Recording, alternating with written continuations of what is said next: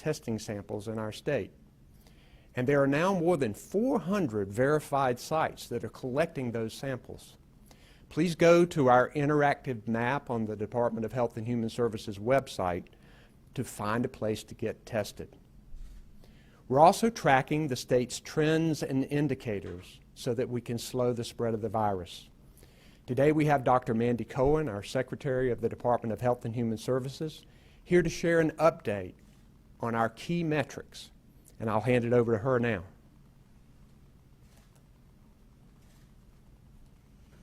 Thank you, Governor. I'm grateful for your steadfast leadership. And as we confront this challenging time for our nation, I thank you for your commitment to equity as we work to protect the health and well-being of North Carolinians. We're now in our second week of phase 2 of easing restrictions, and we have taken a cautious approach as we've moved into this phase and in order to keep our viral spread low. We don't want to risk overwhelming our healthcare system. Today, I'm going to provide an update on our key metrics. It's graph day today, and you'll see that overall our trends have been relatively stable. However, there continue to be some warning signs that we need to watch closely.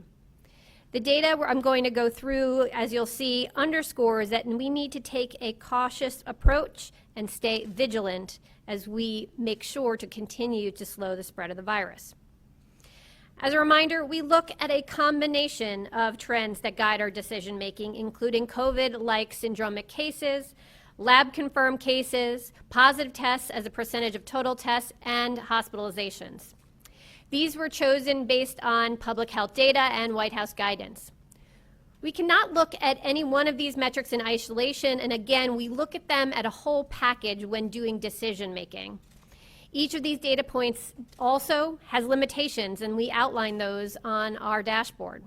So let's move into the graphs. This first graph looks at the people who come into our emergency department with something called COVID-like symptoms. This metric serves as our earliest detection mechanism before we even get a lab test result back.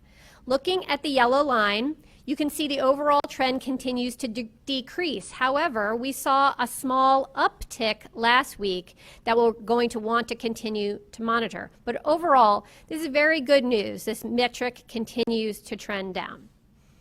Moving on, this next graph shows our laboratory confirmed tests. I draw your attention again to that yellow line, the 7-day rolling average. And as you can see, our day-over-day new cases are increasing. And notably, we've seen in the past week this increase has even accelerated slightly. In the last 10 days, we have had 3 days with over 1,000 new cases reported on those days. I would have liked to see this trend starting to level, but unfortunately, it continues to increase. Now, this slide is the exact same data you just saw on the last graph of the lab-confirmed cases. But now we're just zooming in for a slightly closer look. This graph shows data since May 1st and not all the way back to March, so we can see it in more detail. But again, looking at that yellow line, the 7-day rolling average, this metric is trending up. And if you look on our dashboard, we show this both ways, back to March and from May 1st. All right, we want to look at those first graphs in the context of this next one, the percent of tests that are positive. It's important to interpret the positive cases metric and this graph together. Again, I'm drawing your attention to the yellow line, and you can see that the percentage of total tests that are positive has been level. So while we're seeing more positive cases, the percent continues to be stable, and that's good news.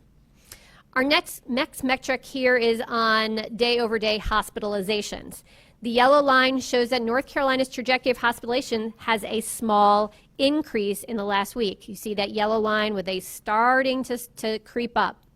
We continue to have capacity in our healthcare system to take care of people if they become seriously ill, so that is good.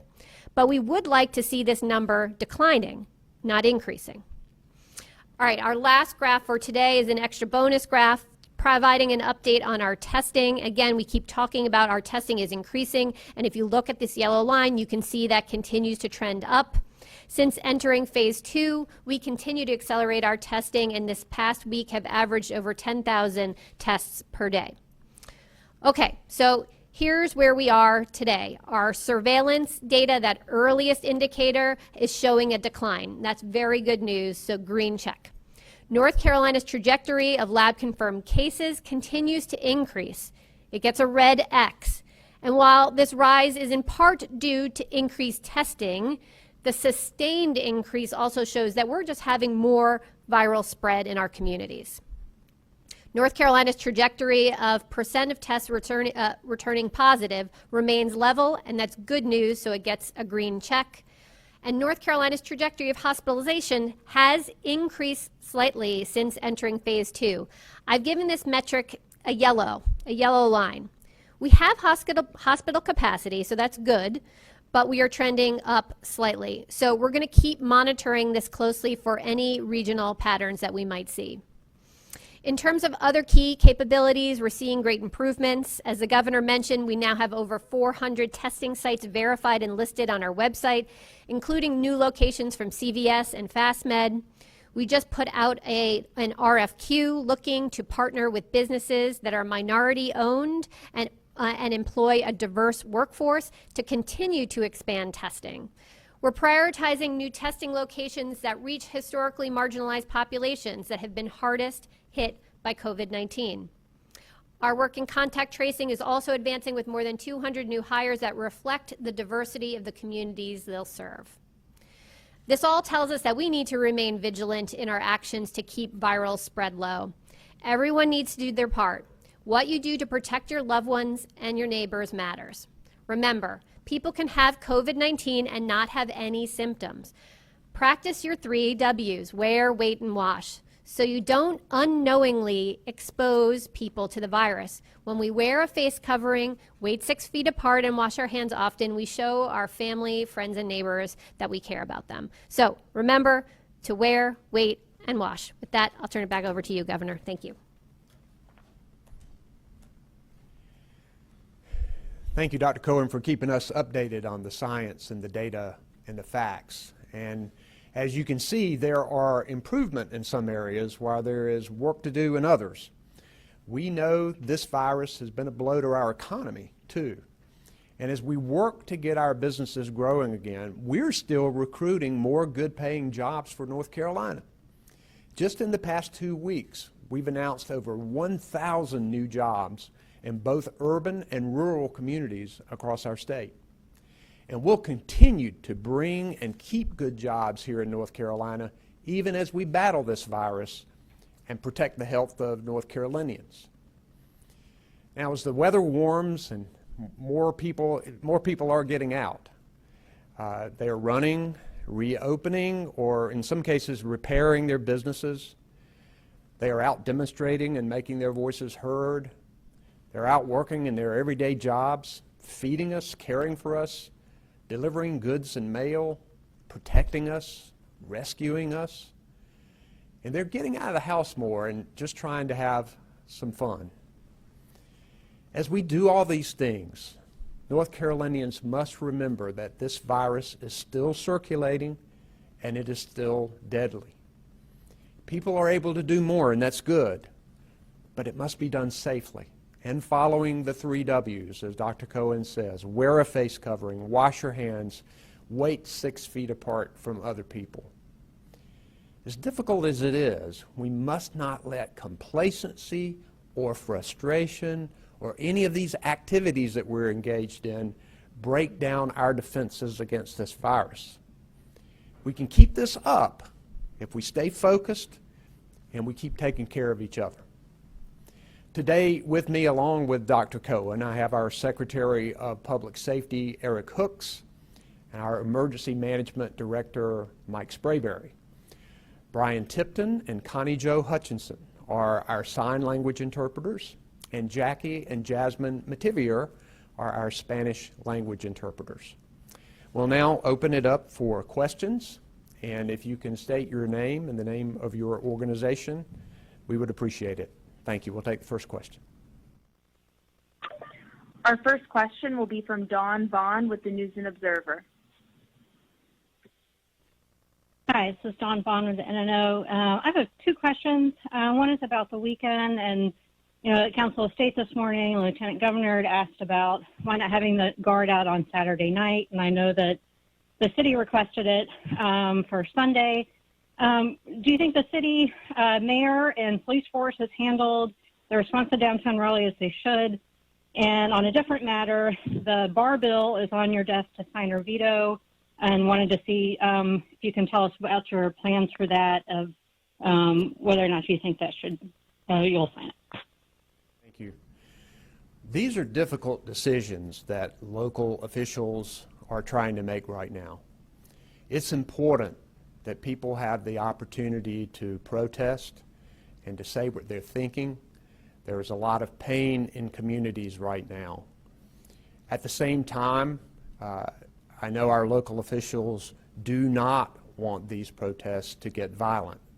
And many of the organizers of these protests very much want these protests to stay peaceful, and that's important.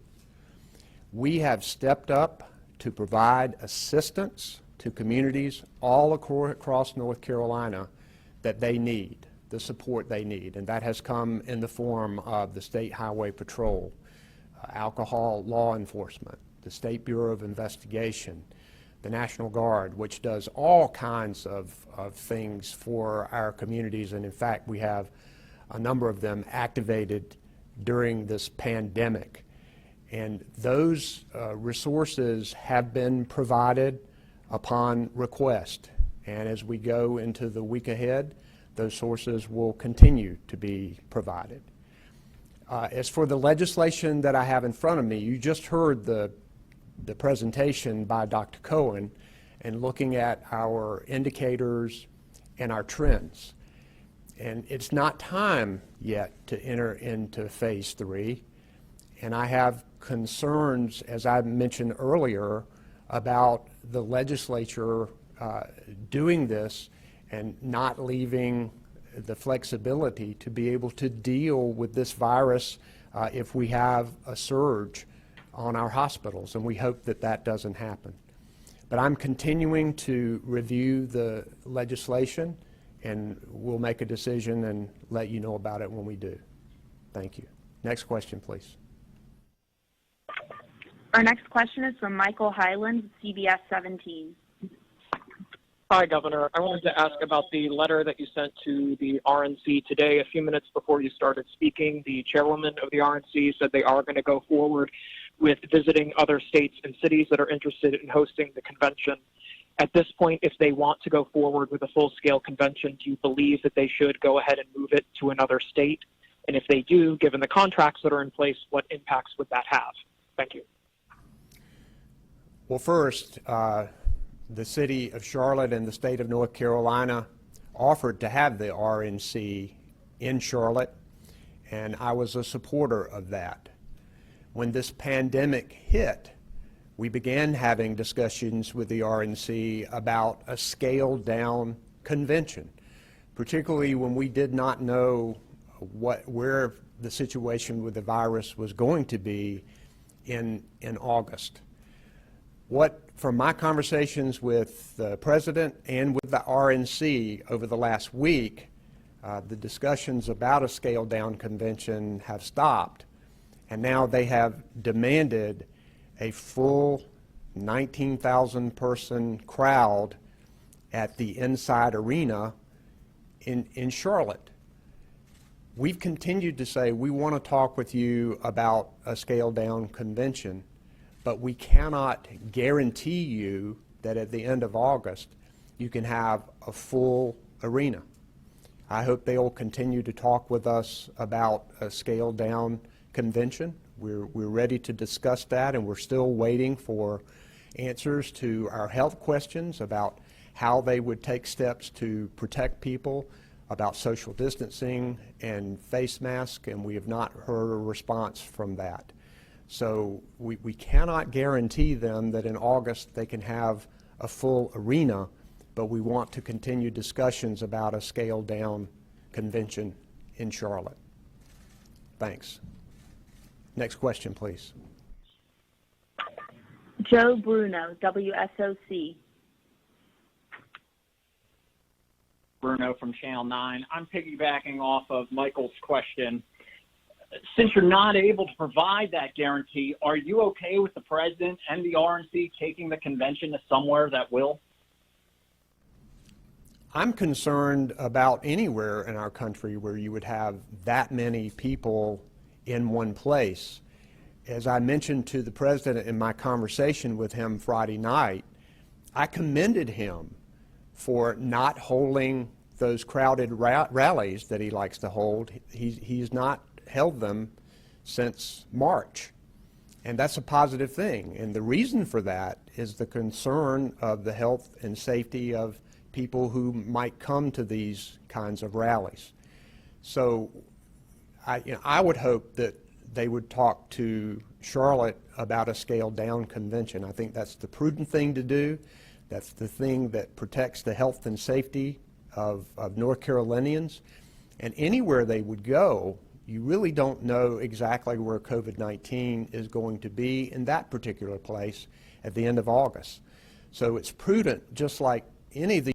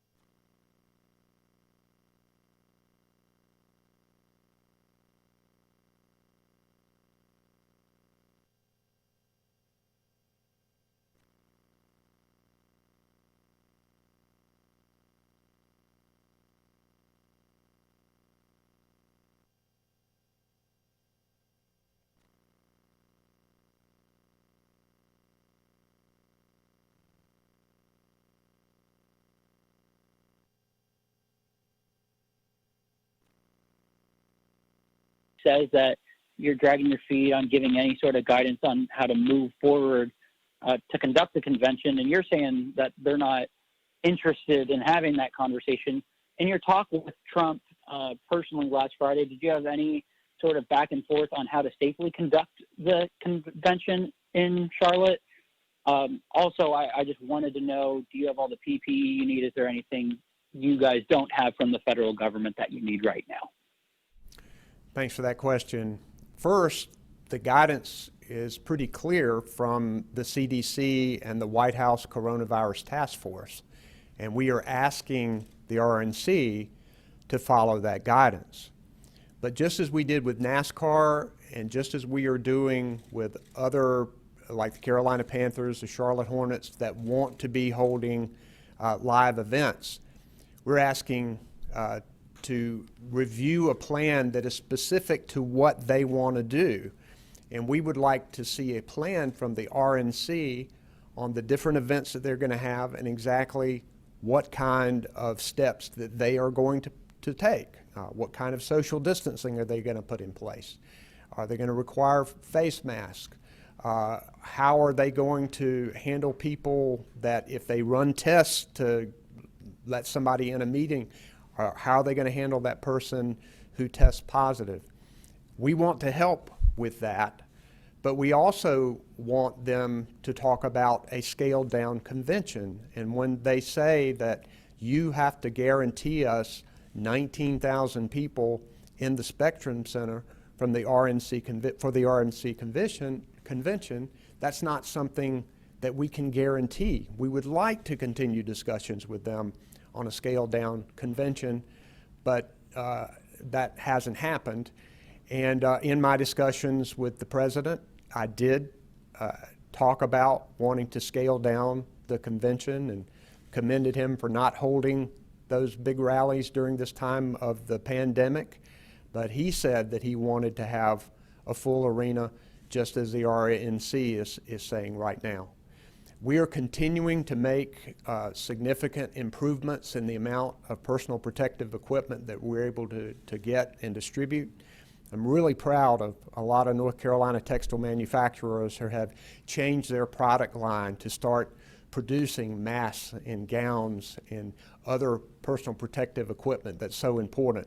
No, we don't yet have enough because we want to spread it out to a lot of people. It's very important that this PPE be available across the board, but we're continuing to make significant progress. Dr. Cohen talked about that a little bit, and you can get more specific information on our website. Thanks. Next question, please.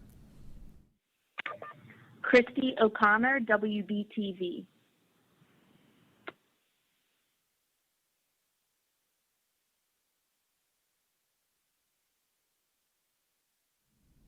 Christy, are you there?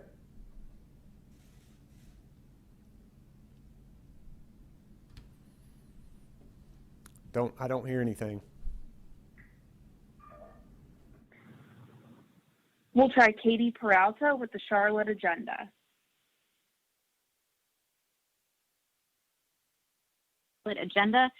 Sorry to come back to the RNC here, but I just wanted to assess, based on your conversations over the last few days with the RNC, based on the trends that we're seeing in North Carolina currently, how would you assess the likelihood that Charlotte hosts the RNC at all in August?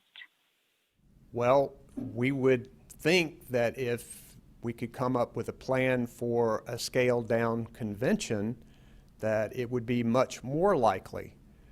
We think it is unlikely that we would be to the point at the end of August to be able to have a jam-packed 19,000 person convention in the Spectrum Arena.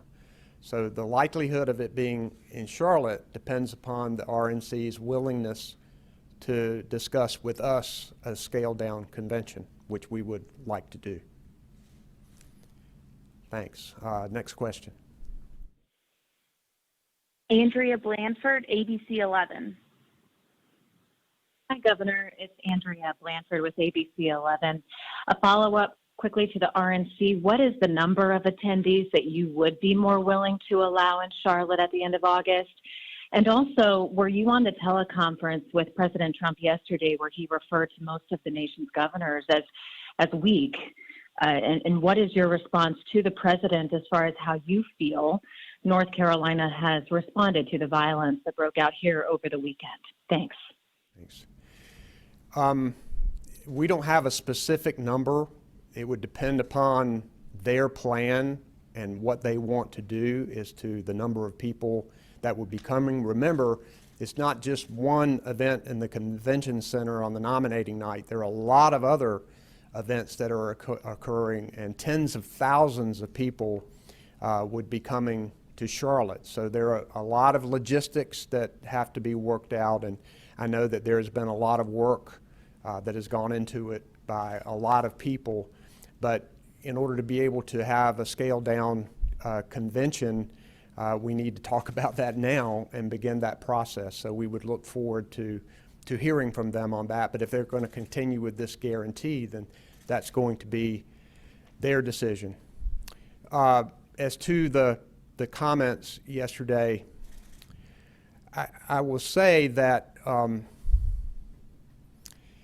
in that Bible that he was holding in front of the church is Jesus' Sermon on the Mount in the book of Matthew. And in that sermon, he said, "Blessed are the peacemakers." I think it takes leaders of strength to be peacemakers. And right now, we need leaders of strength who can hear everybody and who can be peacemakers in this state and in this country, because our state and our country need healing. We have a lot going on and a lot of frustration, and we need strength moving us forward, trying to bring us together. Thanks. Next question. Kate Martin, Carolina Public Press.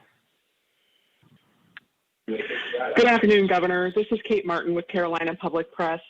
Today I spoke with a spokeswoman in a small western North Carolina county. She told me that they have 9 contact tracers and they're bringing in more people to help. They're very busy. How many contact tracers will be enough for North Carolina in the coming weeks and months? I'm wondering if someone can give me an estimate, 1,000, 2,000, 5,000? Thank you.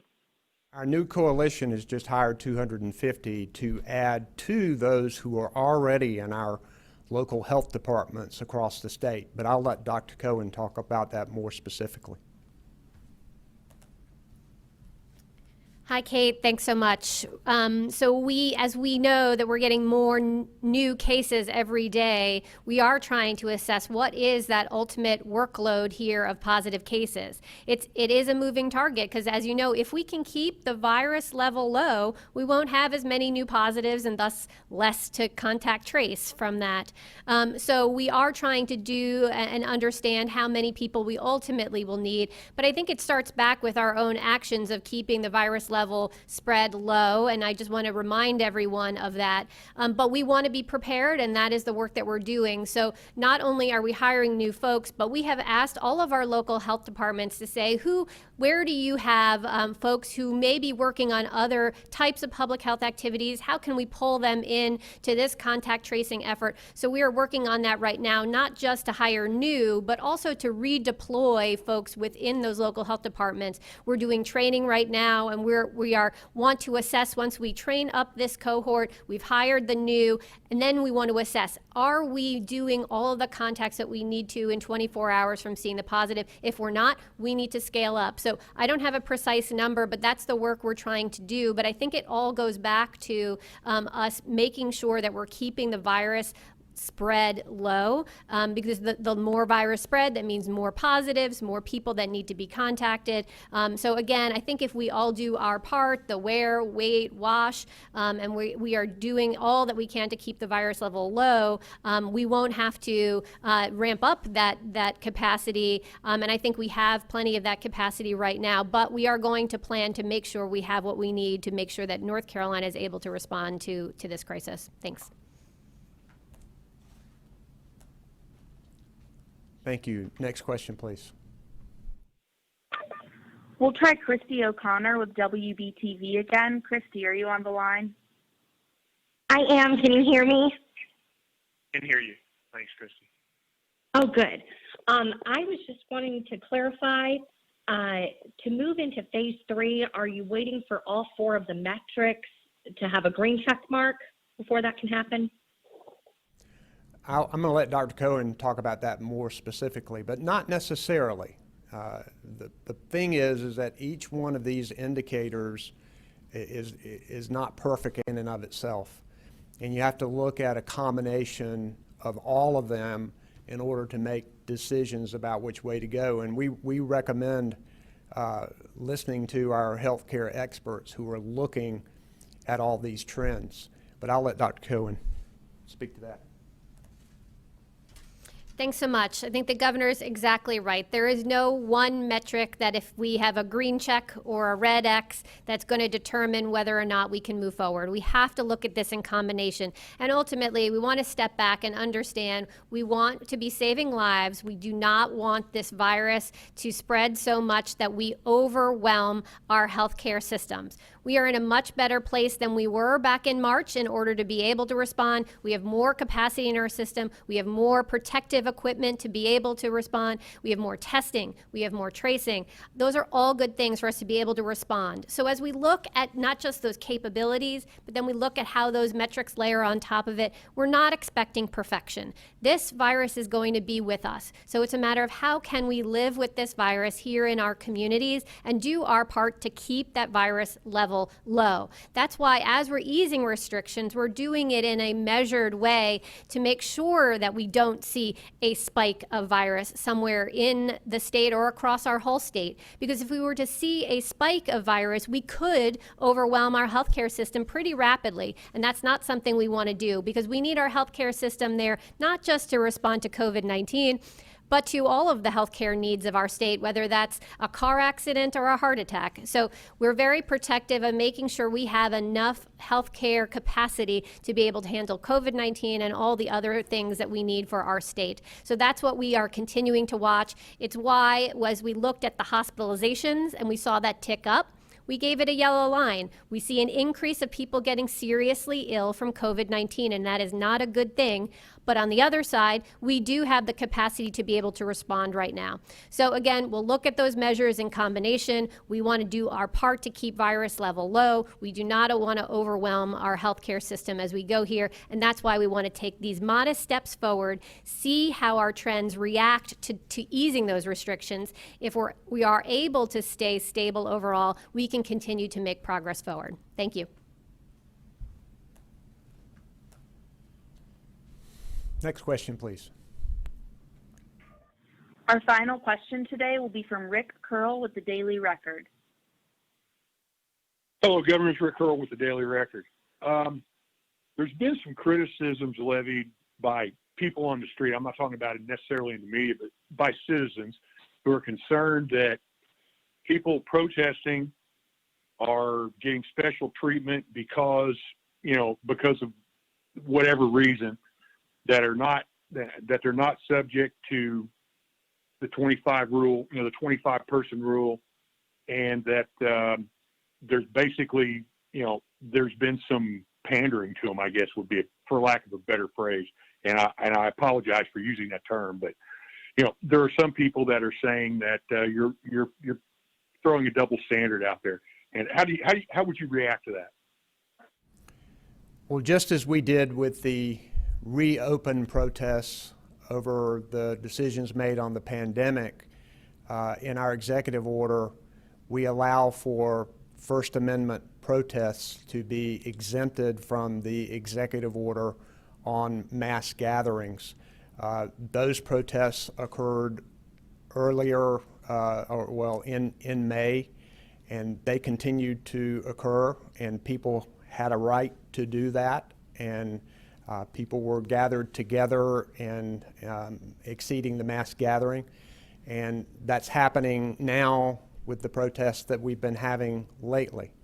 What I'd say is this, is that it's important for people to have the right to protest. And in our executive order, we have allowed for those First Amendment freedoms. But at the same time, we want people to be careful. We want people to understand that whatever activity that they're doing, that this virus is still here, this virus is still killing people, and that social distancing, wearing a mask, washing your hands are all critically important to slow the spread of the virus. And we hope people, wherever they are or whatever they are doing, to continue to remember those. Thank you all for being with us today, and I will be back later on this week.